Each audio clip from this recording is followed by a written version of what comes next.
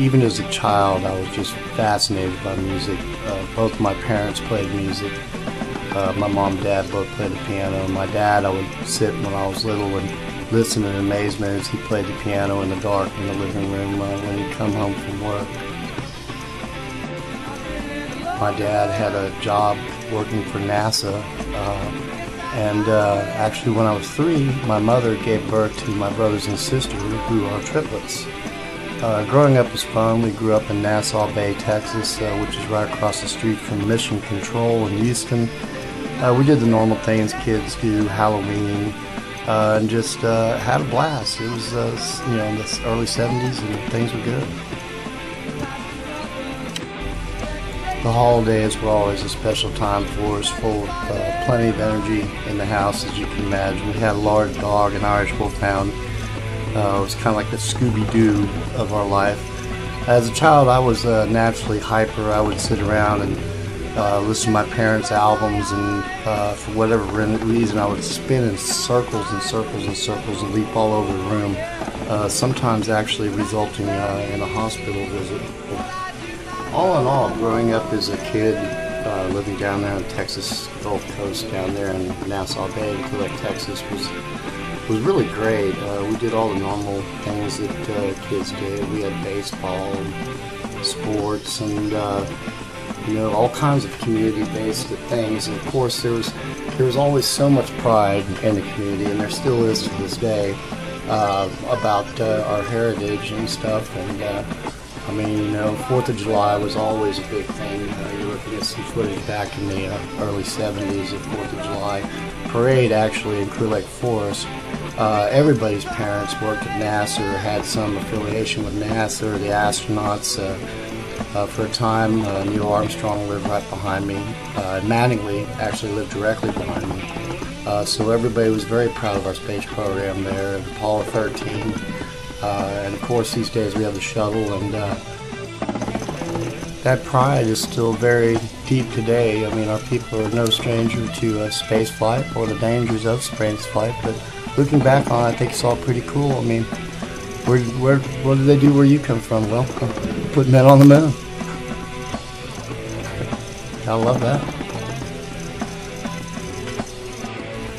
Towards the end of junior high and high school, I was really getting into music, wanted to be in a band, and I met some older kids. John Candido, who used to wear a turban when he played bass, and myself, and through the smoky halls of Clear Lake High School back in the early 80s, we got together with another kid named Mark Key. We had a friend that was a local DJ in Dickinson on the radio that helped give us a push, and we formed our first band. And we had a gig at the Red Barn in Kemah, Texas. Don't look for it, it's no longer there. One thing about the area was it was partial to hurricanes and flooding. As kids, we used to play in the floodwaters, and after 2009, when the storm hit, I was pleasantly surprised to find both homes I grew up in still there. In 1983, during Hurricane Alicia, me, John Candido, and my buddy Jeff Ham were wading through water about knee-deep through this corridor right here, and we came around here to this door, and at this door frame there used to be a big metal door, and we could hear all this, and the lights were out flickering, and anyway we started pulling on the door, and we were about knee-deep in water, and all of a sudden the door came flying off the hinges, and behind this wall, out here where the water is, there's probably 2 stories of water stacked up on the apartments, and the water came flushing down this hallway and then tried to suck us back out into the sea, into the storm. It happened right here, 1983, Hurricane Alicia. I lived through Alicia too. That was a motherfucker. Hey, you can't say that on YouTube, you know. And this, I already know what this is. I need one of these. I don't have one. I don't know. What is it? What is it? Yeah. What does it mean? It's a spoon, Stimpy, and a spatula. What are you going to do with those? His eyes. Look at that. That's going on YouTube. Fucking hurt. That's going on YouTube, baby. YouTube, baby. I thought it was plastic. Sounded Hollow. I was about to say. Yeah, I heard of an acoustical reverb going on in there. I was like, boom, boom, I'm just going to do it real quick. I'm glad I didn't do it this side. Oh, yeah, that's just what I needed. Getting back to high school, there were several other little bands, but the major band that stuck was Spitfire. 4 guys, and we had some other friends in on it too. We basically set up and jam anywhere, anytime. We recorded tapes all the time, relentlessly, cassette after cassette after cassette. Basically, wherever we decided to set up and play, that's where we were going to do it. Whether it be a swimming pool, parking lot, or the music store, didn't matter. Finally, I think the cops got sick of breaking us up at this place called The Rocks, and they gave us the White Youth Center.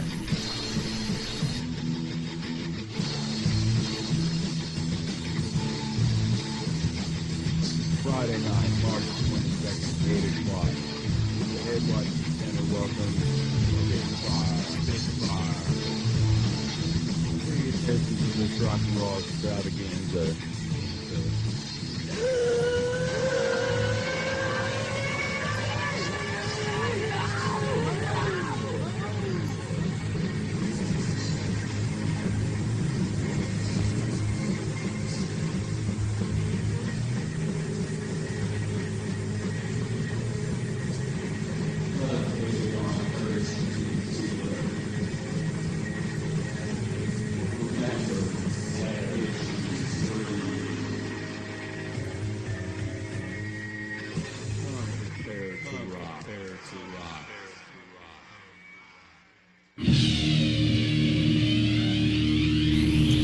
After that, again, there were several more bands that attempt, but everything kind of led to a darker image. And then I got together with some guys in college. There were 5 of us, and we talked about what if man keeps going the same direction? What if we keep on polluting the oceans and the atmosphere? And what if this happens? What about nuclear war? And what's this new thing called AIDS? And the band was full of visionaries who saw the darker side of, unfortunately, what's become most of our world today.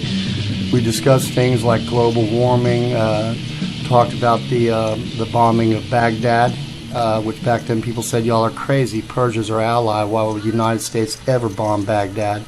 We also spoke of things like children dying from ice, the smoke kind. People said, what are you guys talking about? We were talking about in the future, of course, there'd be some new drug called ice, which now is this. This band had the uncanny ability of predicting the future and just how awful our future could be.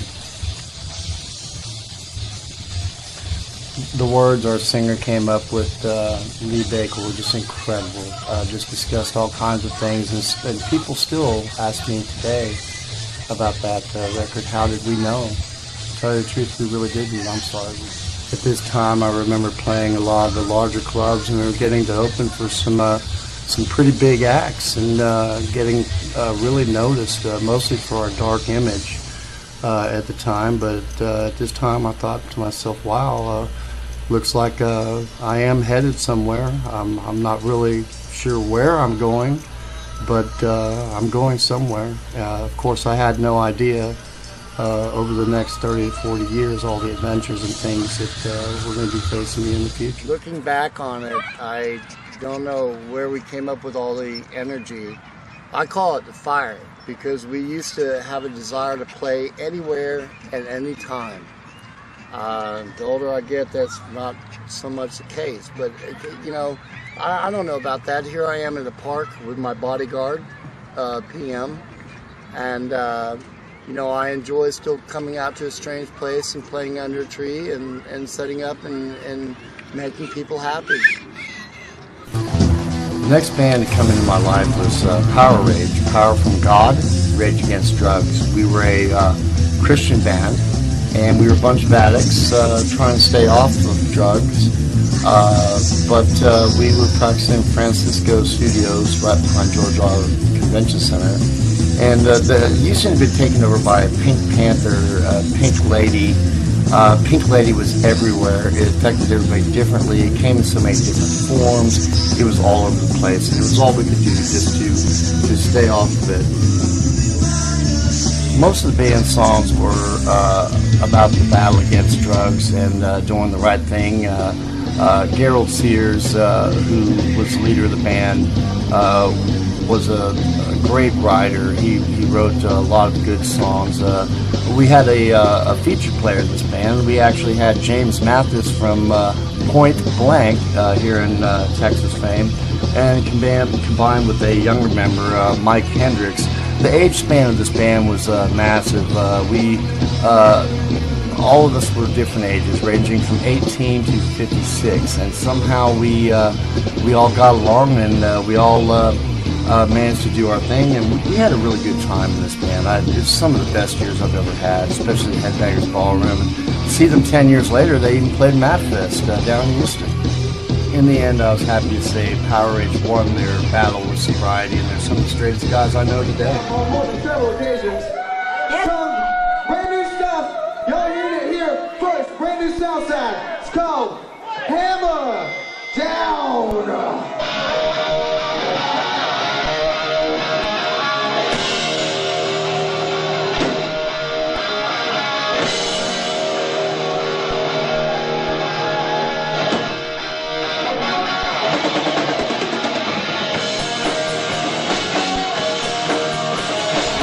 And through Power Rage and some other friends, I met this girl, and she was singing a band, and I was playing a different band, and lo and behold, we came together in the same band, and what do you do when that happens? What do you do when you're the drummer in the band, and you have a beautiful girl as the lead singer of the band? Well, of course you marry the girl.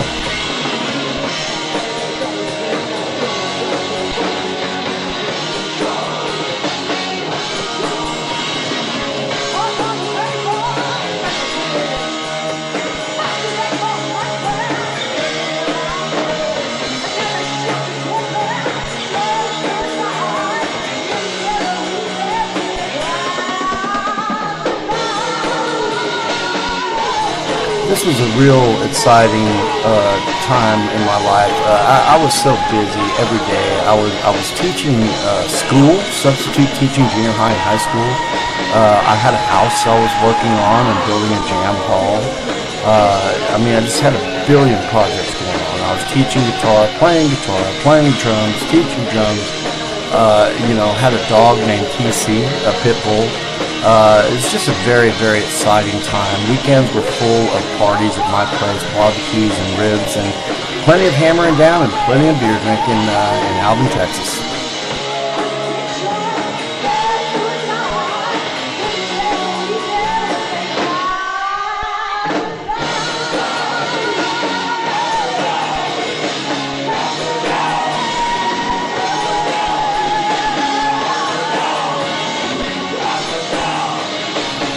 People in Alvin, Texas are very, very sweet. And I lived there for 10 years and went to college there. And in a lot of ways, I will always consider Alvin another home.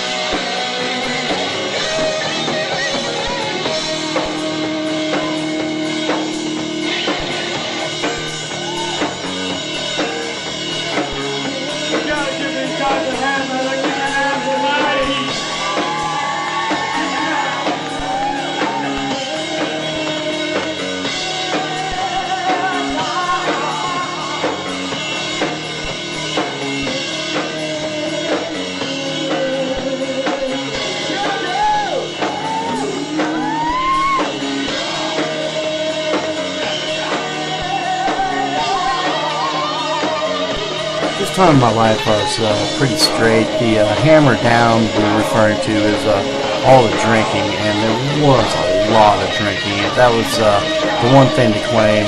You'll see the Prego bottle sitting right there on the railing.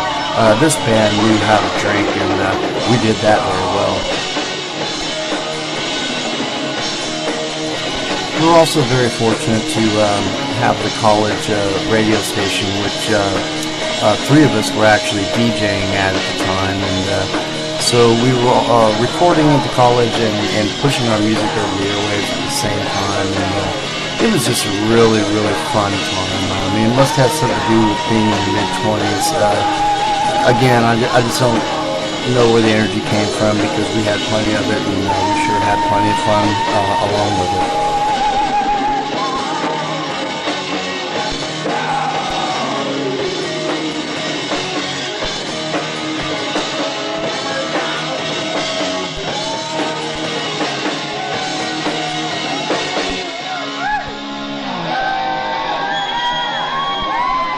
Something like this.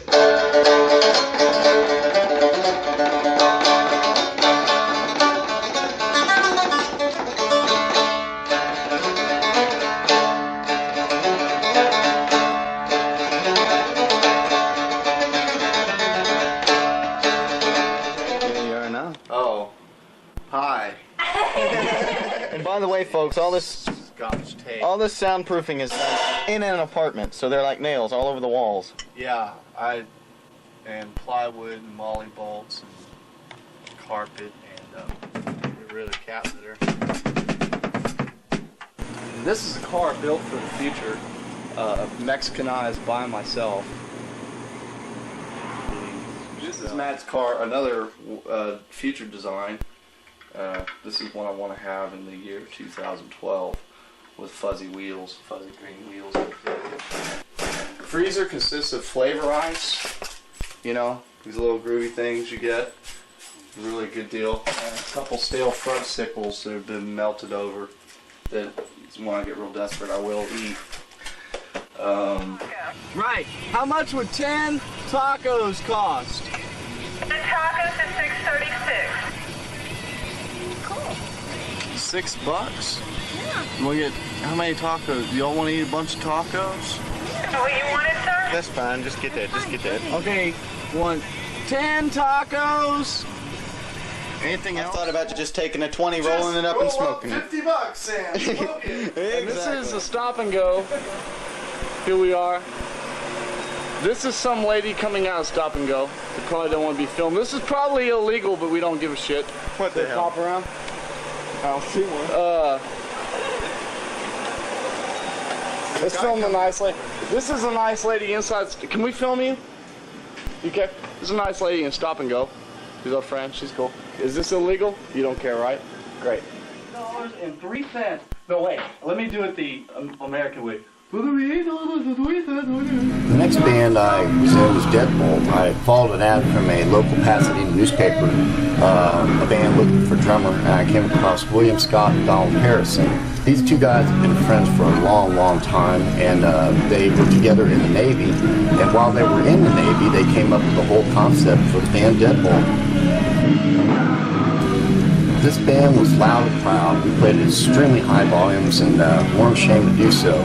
William had a good friend that owned a local bar known as Bud's Bar on Spencer Highway in Pasadena. We basically became our place of practice. We worked it out with them where we could have all the free barbecue we needed to eat and a constant supply of beer, and it was on. Of course, it didn't take long for people to notice that there was a real good heavy metal band playing in this local tavern.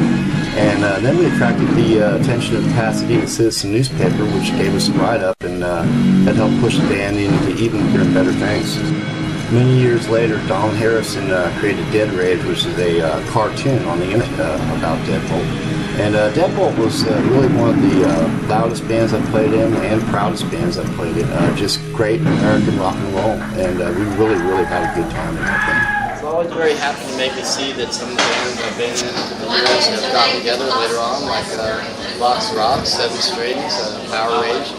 These bands have been together for at least 20 or 30 years with several different lineups, and always good to see them strong and still doing things in Texas. And it's always good, no matter what part of Texas I'm in, to always find my friends. Another band I was in 1993 was Miles Per Hour. Miles Per Hour had Donnie Phillips in the band. He used to be a supercross racer, racing dirt bikes professionally for a while.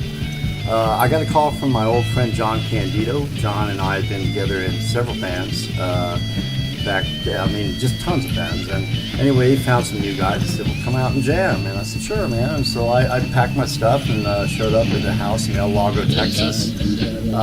We practiced almost in the attic. We had a young guitar player, Michael Yaskoff. Sadly to say, I heard years later he died.